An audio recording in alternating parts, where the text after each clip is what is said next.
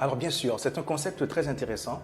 L'IA, on pourrait définir l'IA comme étant la capacité qu'on offre à un agent, qui peut être matériel ou alors logiciel, de pouvoir reproduire certaines aptitudes du comportement humain, certaines capacités du comportement humain. Par exemple, parler, marcher, danser, ou alors classifier, reconnaître, etc.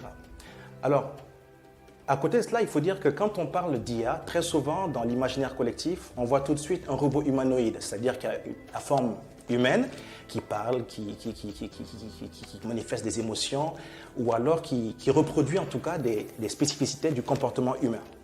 Mais aujourd'hui, depuis une dizaine d'années, l'IA, ce n'est pas seulement la robotique. Même s'il est vrai que la robotique fait partie de l'IA, il y a aussi le côté machine learning et deep learning. Par exemple, vous avez un smartphone avec par exemple Siri ou alors avec OK Google, vous pouvez poser des questions et il vous répond. Ça, c'est de l'IA. Mais c'est de l'IA côté logiciel. On prend également le cas des chatbots. Un chatbot, c'est quoi? C'est un programme qui, installé sur une machine, permet de dialoguer avec l'être humain sans que ce dernier se rende compte que ce n'est pas un humain qui lui parle, mais plutôt un logiciel, en fait, un programme. Maintenant, la data science, c'est quoi? C'est en fait une science qui est basée sur l'extraction de ces données-là, de manière à pouvoir en tirer de l'information utile, c'est-à-dire de la connaissance, d'accord? Pour prendre des décisions.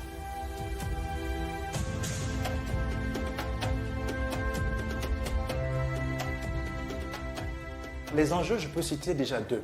Le premier, d'abord, c'est notre capacité à voir l'univers des possibles, c'est-à-dire l'ensemble des opportunités que présente ce domaine qu'est l'IA.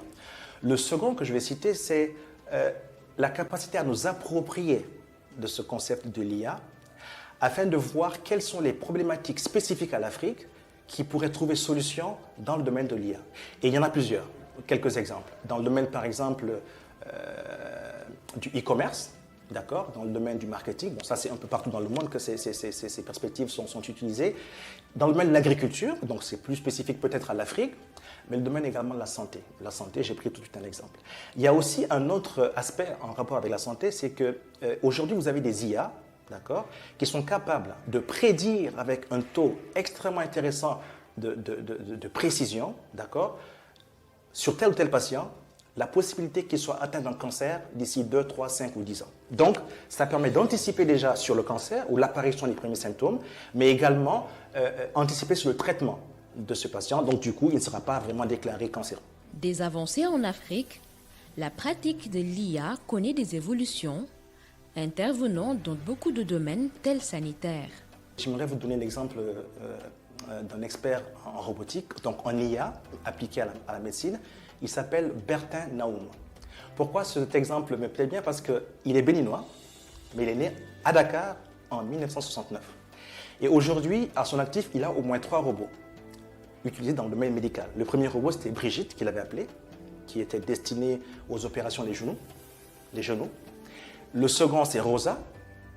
Et ce robot-là, en fait, a été utilisé pour des interventions de neurochirurgie, dans le cas de maladies telles que l'épilepsie ou alors la maladie de Parkinson. Mais depuis 2020-2021, il a créé un autre robot qui s'appelle Emion.